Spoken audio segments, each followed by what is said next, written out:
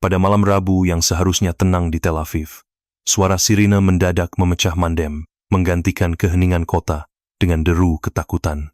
Di sisi barat kota, markas besar militer Israel, tempat di mana strategi pertahanan negara dikodifikasi dan diputuskan diserang dalam waktu kurang dari 3 menit. Beberapa rudal presisi tinggi diduga diluncurkan dari wilayah Iran, menghantam langsung pusat komando tertutup yang selama ini dikenal sebagai jantung operasional militer. Ledakan demi ledakan mengguncang kawasan, menewaskan puluhan personel, termasuk seorang tokoh sentral, panglima perang tertinggi Israel. Ia gugur di ruang rapat, di tengah peta-peta strategi dan laporan darurat yang belum sempat dibaca.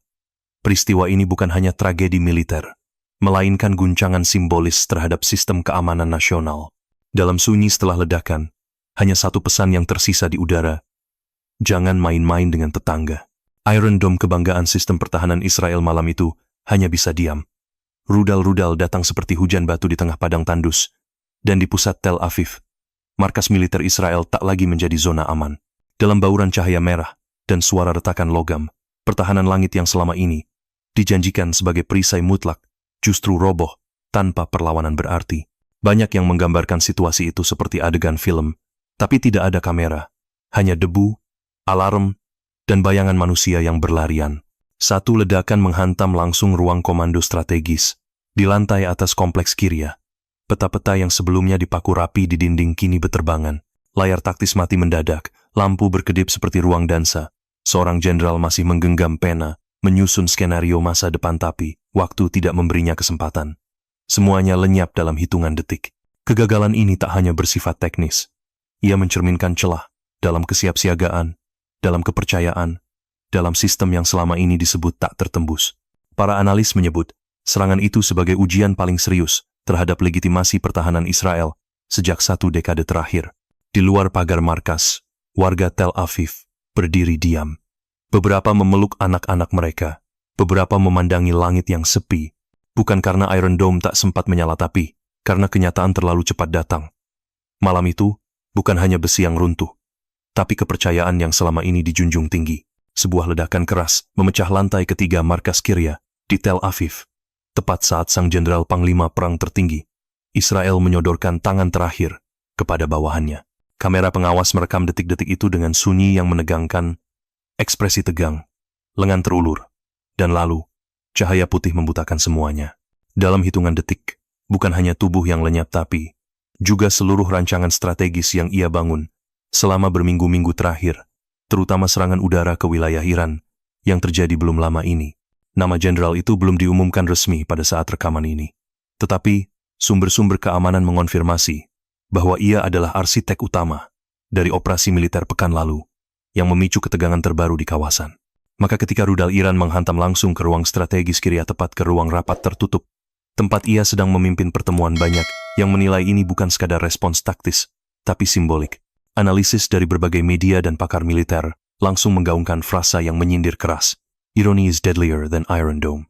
Dalam hal ini, bukan sistem pertahanan yang menjadi sorotan utama, melainkan ironi pahit dari seorang jenderal yang mengatur serangan dan kemudian menjadi korban dari serangan balasan tunggal, namun telak. Tel Aviv hari itu tidak hanya kehilangan seorang pemimpin militer, tapi juga kehilangan satu poros pengambil keputusan yang menjadi tumpuan selama masa konflik. Di luar pagar Kiryat, suasana berkabung menyebar. Beberapa tentara muda menatap kosong ke arah reruntuhan. Seorang wanita mengenakan seragam medis, berlutut sambil memungut serpihan papan nama yang masih utuh bertuliskan Komando Operasi Khusus.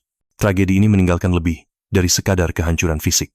Ia menggambarkan bagaimana satu nyawa, satu ruang, dan satu momen dapat mengubah ritme geopolitik kawasan. Tidak ada pidato militer yang bisa segera menggantikan keheningan ini. Dalam senyap itulah, pertanyaan besar muncul. Bukan siapa yang menang, tapi apakah harga yang dibayar akan membawa perdamaian, atau justru membuka babak luka yang lebih dalam. Tangisan tak terdengar saat bendera dikibarkan setengah tiang di Yerusalem. Namun suasana retak terasa di setiap sudut kota. Perdana Menteri Benjamin Netanyahu berdiri di depan peti jenazah sang jenderal, mengenakan setelan hitam rapi, wajah datar, mata tertuju ke naskah pidato. Ia menyatakan hari berkabung nasional, memuji keberanian, dan menyebut korban sebagai pahlawan tanah air. Tapi di luar pagar pemakaman militer di Har Herzl, suasana jauh berbeda. Video singkat beredar luas. Cuplikan Netanyahu memberi penghormatan diiringi musik latar, Apologize, dalam versi suntingan satir. Di kolom komentar, ratusan warga menulis, terlambat, kau sudah tahu, dia mati karena keputusanmu. Yang paling mengguncang datang dari mulut seorang ibu ibunda dari sang jenderal sendiri. Dalam rekaman yang diambil diam-diam oleh seorang relawan medis, ia berkata pelan namun tajam, "Anakku mati bukan karena musuh, tapi karena negara yang bodoh, yang tidak mendengar peringatan terakhirnya." Dugaan pun mencuat, apakah benar sang panglima sempat memperingatkan Netanyahu untuk menahan diri sebelum melancarkan serangan ke wilayah Iran. Sumber dari dalam kabinet pertahanan, yang tak disebutkan namanya, membocorkan bahwa sang jenderal dalam pertemuan tertutup beberapa hari sebelum serangan telah menyampaikan analisis risiko dan menyarankan penundaan operasi. Namun, menurut laporan yang bocor ke media lokal, usul itu diabaikan. Reaksi publik kian membesar. Di Haifa, Tel Aviv, dan Beersheva, sekelompok veteran menggelar aksi diam, berdiri membelakangi kantor pemerintahan sambil memegang foto sang jenderal dengan pita hitam. Di media sosial, tagar, "Kebenaran untuk Panglima," menjadi tren selama 2 hari berturut-turut. Sementara itu, Netanyahu tetap bungkam tentang kabar peringatan yang diabaikan. Dalam konferensi pers terakhir di Yerusalem, ia hanya mengatakan bahwa tidak ada keputusan yang mudah dalam masa krisis, lalu segera meninggalkan podium. Pernyataannya singkat, tapi jejak keraguan membekas di benak masyarakat. Krisis ini bukan hanya soal kehilangan seorang komandan, tetapi tentang arah moral sebuah pemerintahan. Ketika keputusan politik menabrak batas peringatan profesional, dan hasilnya adalah peti jenazah yang dibungkus bendera, maka kepercayaan publik tak mudah diperbaiki dengan pidato atau simbol. Di langit Israel yang masih diliputi awan trauma, muncul satu pertanyaan menggantung. Siapa sebenarnya yang layak disebut pemimpin orang yang mengatur pertempuran, atau yang berani menghentikannya sebelum semuanya terlambat? Di pusat kota Tel Aviv, jalan-jalan mulai dipenuhi suara sepatu dan sorakan lirih. Namun ini bukan perayaan, melainkan kemarahan yang terorganisir. Ratusan warga, sebagian besar anak muda dan para veteran, turun ke jalan membawa poster dengan tulisan tajam, "Kami kirim pajak, mereka kirim korban." Slogan itu bukan sekadar sindiran. Ia menjadi teriakan kolektif terhadap sebuah sistem yang dianggap gagal melindungi warganya dan bahkan gagal mendengar suara dari dalam. Di sosial media, meme menyebar lebih cepat dari briefing militer.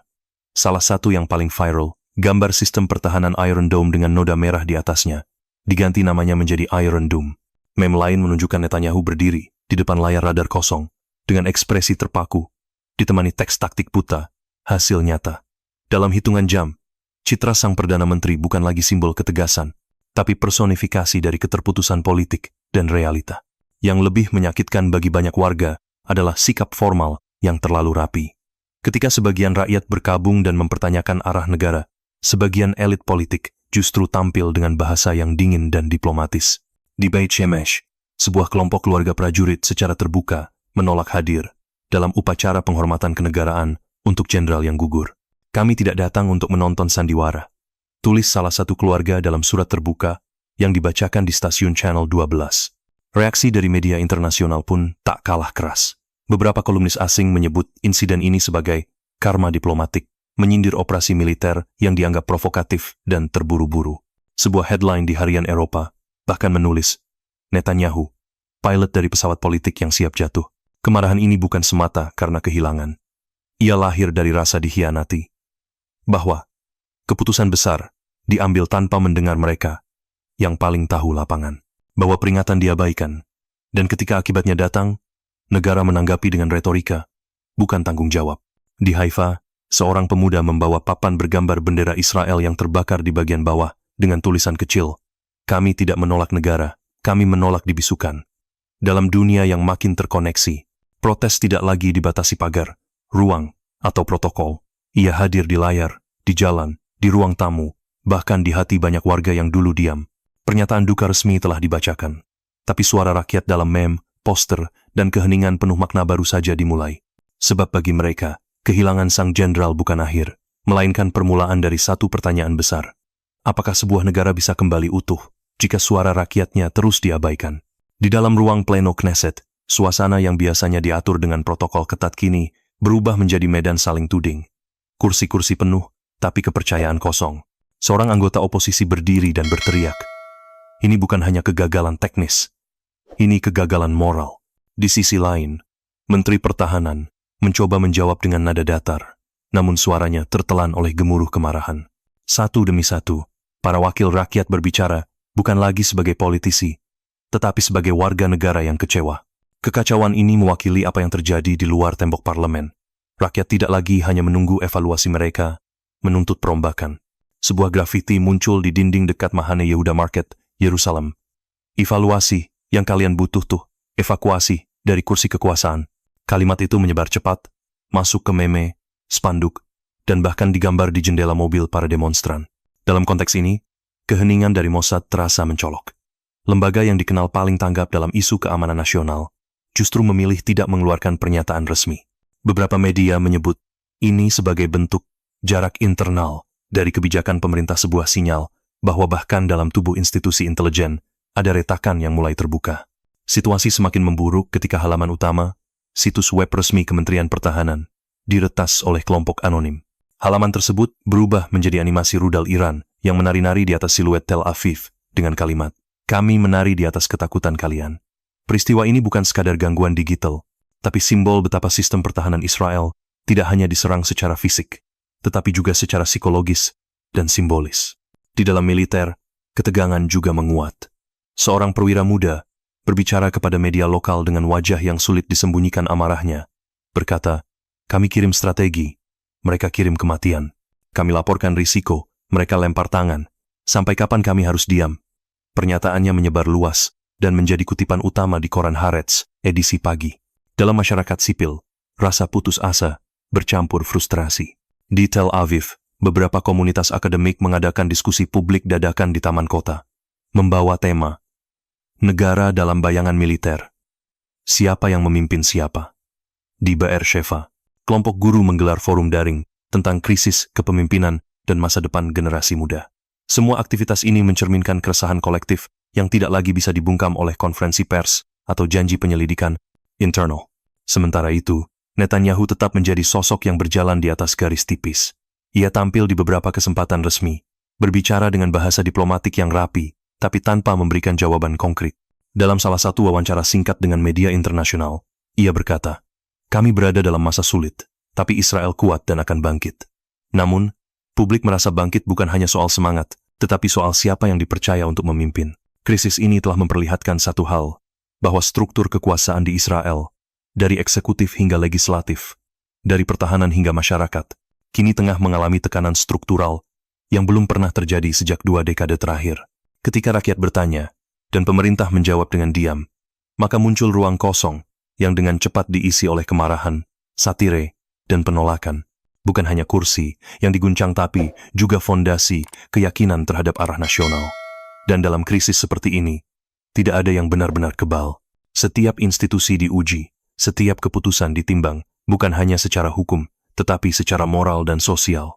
Kini Israel bukan hanya menghadapi ancaman eksternal, tetapi juga pertanyaan internal yang mendasar. Siapa yang akan mengambil tanggung jawab? Dan apakah sistem ini cukup berani untuk mereformasi dirinya sendiri sebelum semuanya terlambat? 1 minggu setelah rudal menghantam jantung komando militer Israel, negara yang selama ini dikenal dengan kekuatan intelijen, presisi operasi, dan citra tak tergoyahkan, kini berdiri di persimpangan yang rapuh. Di gedung parlemen Yerusalem, rapat-rapat darurat tidak lagi menghasilkan strategi, hanya tumpukan laporan dan nada suara yang menurun setiap harinya. Di luar tembok itu, rakyat mulai mengerti bahwa apa yang mereka saksikan bukan sekadar peristiwa militer, melainkan sebuah cermin besar yang memantulkan wajah sebenarnya dari sistem, retak, lelah, dan kehilangan arah. Tak ada pengumuman besar, tak ada slogan resmi, yang muncul justru dari arah tak terduga. Sebuah lagu pendek dari TikTok berjudul, "Kau bilang kuat, kami bilang bohong," viral dalam semalam, disertai cuplikan gambar Iron Dome yang padam, wajah jenderal yang gugur, dan suara anak-anak menyanyikan irama sumbang di belakang pagar sekolah. Ia bukan hanya hiburannya menjadi nyanyian publik yang menggantikan narasi negara. Media internasional menyebut krisis ini sebagai TED Talk paling mahal di Timur Tengah. Sebuah pelajaran strategis yang dibayar dengan nyawa, kepercayaan, dan stabilitas regional, bukan karena teknologi gagal, melainkan karena keputusan yang diambil tanpa mendengar suara-suara yang mencoba memperingatkan dari dalam. Dalam satu momen, Israel berubah dari penentu menjadi cerminan dari pelaku, menjadi pelajaran.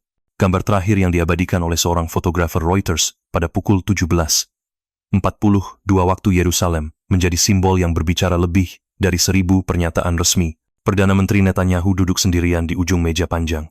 Di depannya tumpukan laporan korban dan file investigasi. Tangannya saling mengunci, dan tidak ada kamera televisi yang menyala. Tidak ada yang perlu diumumkan. Tidak ada yang bisa dijelaskan. Sunyi. Lebih nyaring daripada retorika politik. Di sisi lain perbatasan, Iran tidak merayakan. Tidak ada parade militer. Tidak ada selebrasi publik. Hanya satu pernyataan dari juru bicara pemerintah yang disampaikan tenang. Kalau pesan belum diterima, kami bisa kirim ulang. Sebuah kalimat yang tidak berteriak, namun menggema. Tidak mengancam, tapi mengingatkan. Dunia mendengar dan mencatat. Krisis ini bukan lagi soal siapa benar, siapa salah. Ia telah melampaui batas politik dan masuk ke wilayah sosial, moral, dan historis. Ia menantang semua pihak untuk bertanya, apakah kekuatan sejati terletak pada peluru dan perangkat lunak?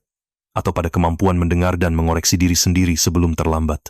Dalam bayang-bayang kehancuran, muncul juga momen refleksi, bahwa mungkin kekalahan terbesar bukanlah ketika rudal menghantam atap, tapi ketika seorang pemimpin kehilangan kepekaan terhadap suara warganya. Bahwa mungkin pertahanan terbaik bukan sistem teknologi, tapi kepercayaan publik yang dibangun dengan kejujuran dan akuntabilitas. Kini, Israel berdiri di titik nol tanpa peta pasti, tapi dengan cukup luka untuk belajar. Apakah ini akan menjadi titik balik untuk reformasi, atau awal dari siklus baru kekerasan dan pembenaran? Itu tergantung pada siapa yang berani menatap cermin dan bertanya, jika kebenaran menyakitkan, apakah kita masih bersedia memeluknya? Kalau Anda merasa cerita ini membuka perspektif baru, simpanlah video ini. Bagikan kepada mereka yang layak tahu, dan tinggalkan komentar bukan hanya untuk menyuarakan opini, tapi untuk menyusun harapan bersama. Karena setiap komentar, setiap pemikiran, adalah bagian dari sejarah yang sedang ditulis oleh kita semua.